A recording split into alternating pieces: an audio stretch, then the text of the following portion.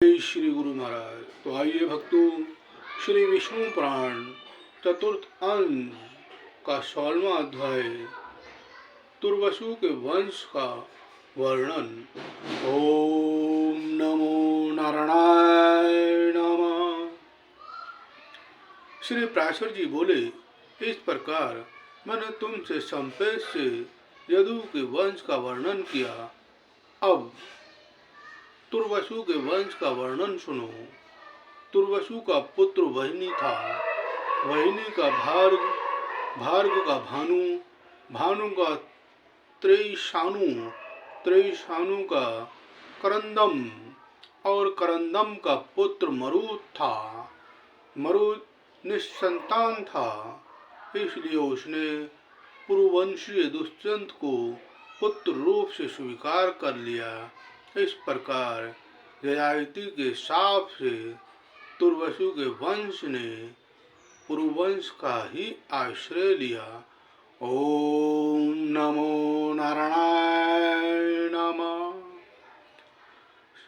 16वां अध्याय संपन्न हुआ। जय श्री हरि। तो भक्तों, 17वां अध्याय द्रुहु वंश। ओम नमो नारायणाय नमः। श्री पराशर जी बोले, द्रुहु का पुत्र भृगु था, भृगु का सेतु, सेतु का आरंभ, आरंभ का गंधार, गंधार का धर्म, धर्म का धृत, धृत का दुर्दम, दुर्दम का प्रचेता तथा प्रचेता का पुत्र सद्धर्म था। इसने उत्तरवर्ती बहुत से मलेच्छों का आधिपत्य किया। ओम नमो नारायणाय नमः। ओम नमो नारायणाय नमः। तो भक्तों, यहाँ 17वां अध्याय भी संपन्न हुआ। अब हम आगे बढ़ते हैं। 18वां अध्याय अनुवंश।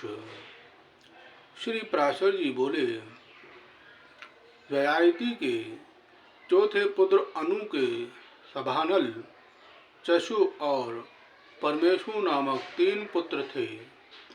सभानल का पुत्र कानानल हुआ तथा कानानल के सुंजय, सर्जय के पुंजय, पुंजय के जन्मेजय, जन्मेजय के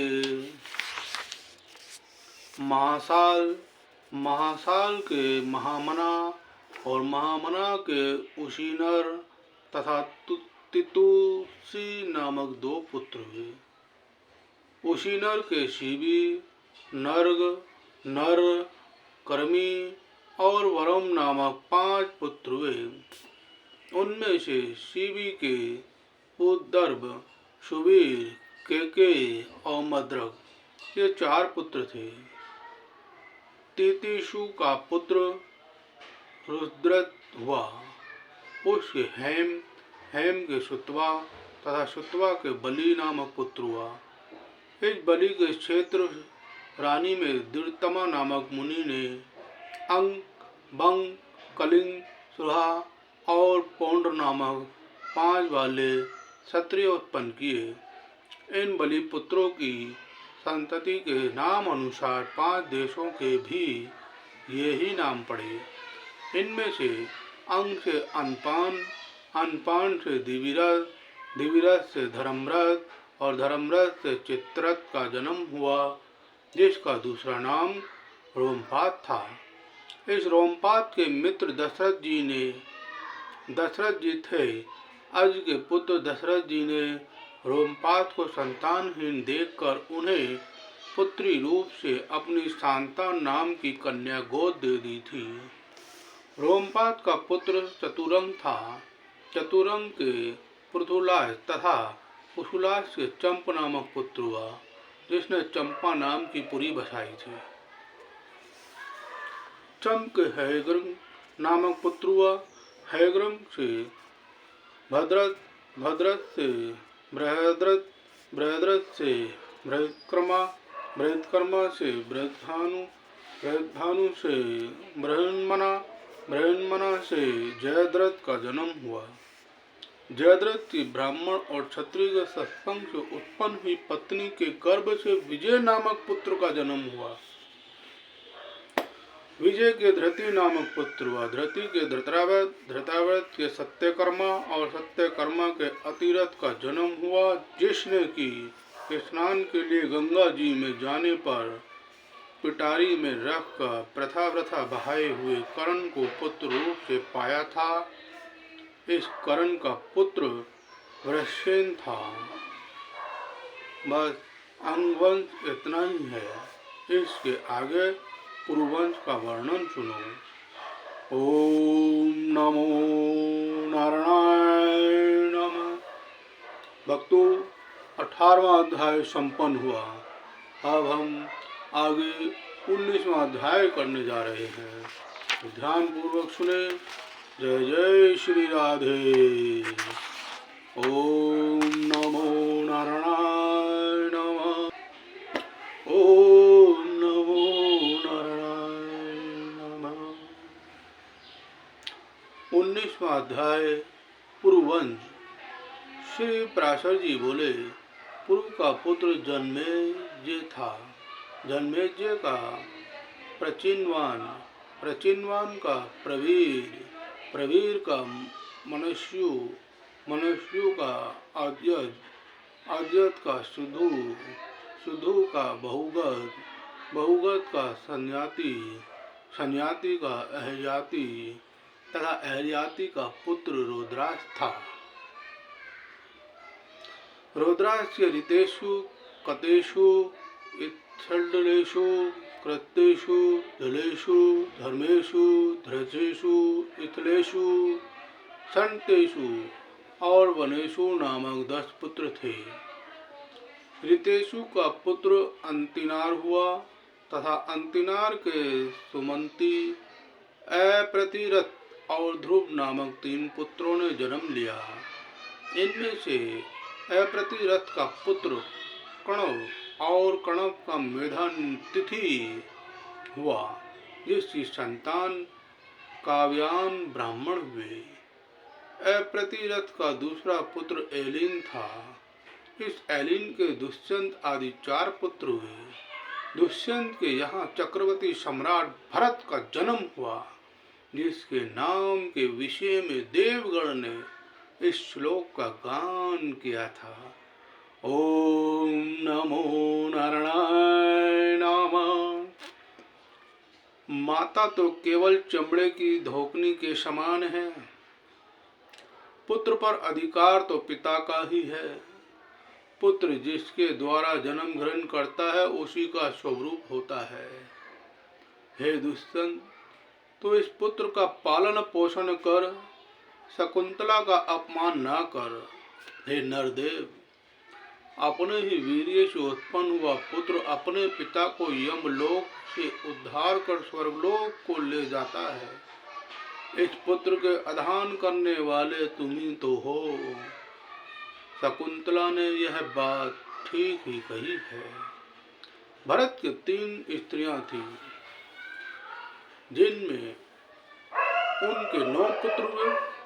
भरत के यह कहने पर कि ये मेरे अनुरूप नहीं है, उनकी माताओं ने इस भय से कि राजा हमको त्याग न दे, उन पुत्रों को मार डाला। इस प्रकार पुत्र जन्म के विफल हो जाने से भरत ने पुत्र की कामना से मरुसोम नामक यज्ञ किया।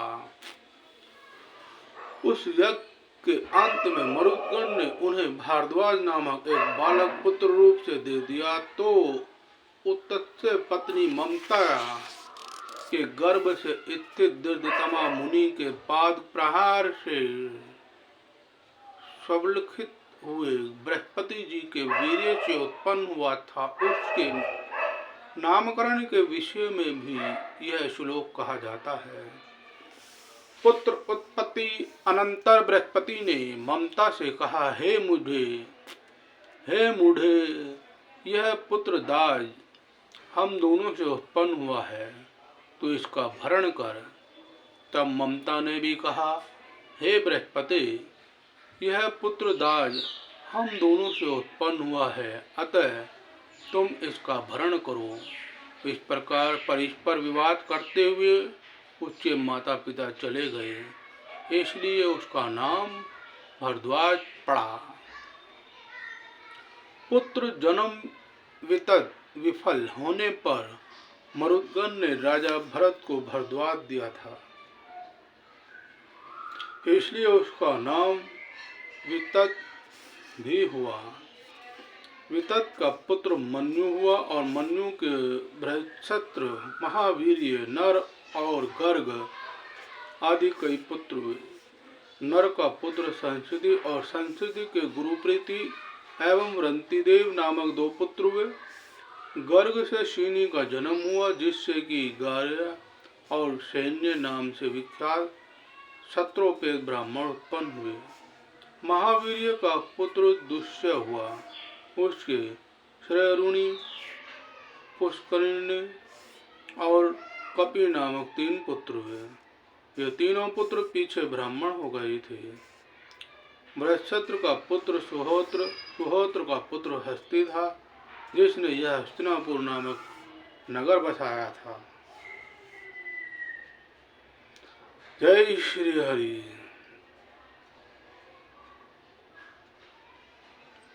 सुहोत्र का पुत्र हस्ती था, जिसने यह हस्तिनापुर नामक नगर बसाया था। हस्ती के 3 पुत्र अजमीड, दिजमीड और पुरुमीड थे। अजमीड के कंडव और कंडव से मेधातिथि नामक पुत्र हुआ, जिससे कि काडवायन ब्राह्मण उत्पन्न हुए। अजमीड का दूसरा पुत्र बृहदिषु था, उसके बृहदधनु के बृहत्कर्मा, बृहत्कर्मा के जयद्रथ, जयद्रथ के विश्वजीत तथा विश्वजीत के सैनजीत का जन्म हुआ। सैनजीत के रुचिराश्व, काश्य, धुन्धनु और वशहनु नामक 4 पुत्र हुए। रुचिराश्व के पृथुसेन, पृथुसेन के पार और पार के नील का जन्म हुआ। इस नील के 100 पुत्र थे, जिनमें काम्पिपल्य नरेश समर प्रधान था। समर के पार सुपार और सदस्व नामक 3 पुत्र थे। सुपार के पृथु, पृथु के सुकृति, सुकृति के द्विभ्राज और द्विभ्राज के अणुह नामक पुत्र हुआ, जिसने सुकन्या कीर्ति से विवाह किया था। अणुह से ब्रह्मदत्त का जन्म हुआ। ब्रह्मदत्त से विश्वकेन, विश्वकेन से उदक्षेन और उदक्षेन से बल्लभाब नामक पुत्र उत्पन्न हुआ। जय श्री हरि।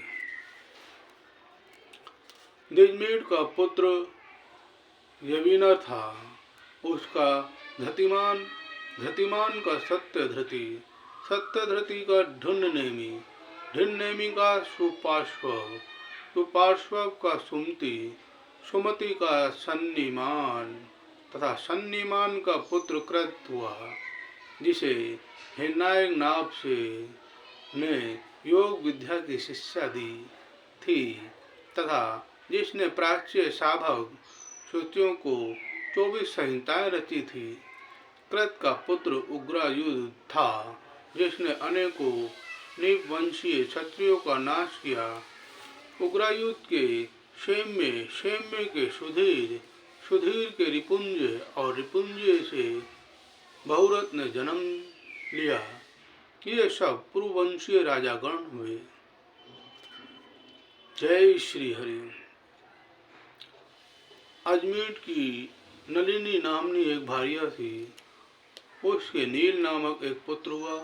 नील के शांति, शांति के सुशांति, सुशांति के पुरुंज, पुरुंज के ऋष और ऋष के हर्यश्व नामक पुत्र हुआ। हर्यश्व के मृदुल, संजय, बृहदिषु, यविनर और कंपिल्य नामक 5 पुत्र हुए। पिता ने कहा था कि मेरे ये पुत्र मेरे आश्रित 5 देशों की रक्षा करने में समर्थ हैं, इसलिए वे पांचाल कहलाए। मुद्गल से मोदगल्य नामक 17 पेद ब्राह्मणों की उत्पत्ति हुई। मुद्गल से बृहदस्व, बृहदस्व से देवोदास नामक पुत्र एवं अहिल्या नाम की एक कन्या का जन्म हुआ। अहिल्या से महर्षि गौतम के द्वारा शतानंद का जन्म हुआ। शतानंद से धनुर्वेद का पारदर्शी सत्यधृति उत्पन्न हुआ। एक बार अप्सराओं में श्रेष्ठ उर्वशी को देखने से सत्यधृति का वीर्य स्खलित होकर सरितम सर्पकंडे पर पड़ा। उससे 2 भागों में बट जाने के कारण पुत्र और पुत्री रूप 2 संतानें उत्पन्न हुई। उन्हें मृग्या के लिए गए हुए राजा शांतनु कृपावश ले आए। तदनंतर पुत्र का नाम कृप हुआ और कन्या अश्वत्थामा की माता द्रोणाचार्य की पत्नी कृपी हुई। विदोदास का पुत्र मित्रायु हुआ। मित्रायु का पुत्र चवन नामक राजा हुआ। चवन का सुधास, सुधास का सौदास, सौदास का सहदेव, सहदेव का सोमक और सोमक के 100 पुत्र हुए, जिनमें जंतु सबसे बड़ा और पर्षद सबसे छोटा था। पर्षद का पुत्र द्रुपद, द्रुपद का धृष्टधुमन और धृष्टधुमन का पुत्र धृष्टकेतु था। ओम नमो नारायणाय नमः। अजमगीट का ऋष नामक एक पुत्र और था। उसका पुत्र सावर्णन हुआ। सावर्णन का पुत्र कुरु था, जिसने धर्म क्षेत्र कुरुक्षेत्र की स्थापना की। कुरु के पुत्र सुधनु, जहनु और परीक्षित आदि हुए। सुधनु का पुत्र सुहोत्र था। सुहोत्र का चवन, चवन का कर्तक और कृतक का पुत्र उपरिचर वसु हुआ। वसु के वृद्रथ, प्रत्यंग्र, कुशाम्बु, कुचेल और मात्स्य आदि 7 पुत्र थे। इनमें से वृद्रथ से कुशांग्र, कुशांग्र के वृषभ, वृषभ के पुष्पवान, पुष्पवान के सत्यहित, सत्यहित के सुधन्वा और सुधन्वा के जंतु का जन्म हुआ। वृद्रथ के 2 खंडों में विभक्त एक पुत्र हुआ था, जो कि जरा के द्वारा जोड़ दिए जाने पर जरासंध कहलाया। उससे सहदेव का जन्म हुआ और सहदेव से सोमक और सोमक से श्रुति श्रवा की उत्पत्ति हुई। इस प्रकार मैंने तुमसे वह मगध भूपालों का वर्णन कर दिया है। ओम नमो नारायणाय नमः। ओम नमो नारायणाय नमः। श्रीमन नारायण नारायण हरे हरे, श्रीमन नारायण नारायण हरे हरे। तो भक्तों, यह आपका 18वां अध्याय और 19वां अध्याय संपन्न हुआ। तो भक्तों, इसी प्रकार आप हमारे चैनल पर बने रहें, जीवन का आनंद लें, भक्ति का रसपान करें और अपने जीवन को सफल बनाएं। भक्तों, यह आप अपने निमित्त परिवार तक भी, अपने परिवार में रहकर भी हमारे द्वारा अपने यहाँ पर भी पाठ करा सकते हैं। यदि आपके यहाँ धन का अभाव है और परिवार एकजुट नहीं है और आप अपने परिवार में अपने निवास स्थान पर पूजा पाठ आदि कराने में असमर्थ हैं, तो भी आप हमसे संपर्क कर संकल्प के द्वारा आप पाठ कराने में समर्थ हो सकते हैं।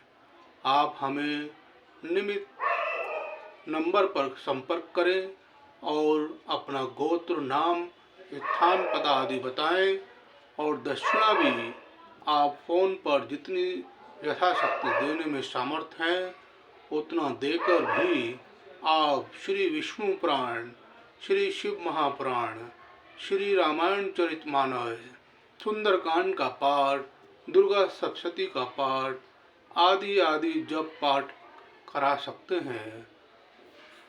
जय गुरु महाराज, जय श्री हरि, हर हर महादेव।